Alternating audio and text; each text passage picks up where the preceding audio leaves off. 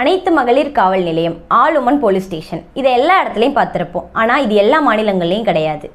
இந்த மகளிர் காவல் நிலைய உருவாக்கத்தில் இந்தியாவுடைய ஆகப்பெரும் 2 பெண் ஆளுமைகளோட பங்கு இருக்குது.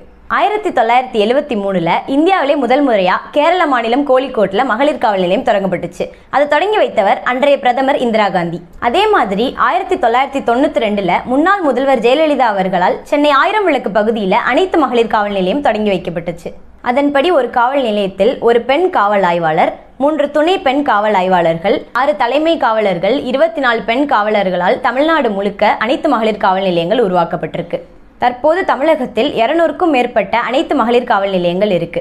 IPS அதிகாரிகள் முதல் பெண் காவலர்கள் வரை 20,000 பேர் பணியாற்றுறாங்க. இந்த மகளிர் காவல் நிலையம் தொடங்கப்பட்டதன் நோக்கமே பெண்கள் தனக்கு நடக்கும் அநியாயங்களை பற்றி வெளிப்படையாக புகார் அளிக்கிறதுக்காக தான்.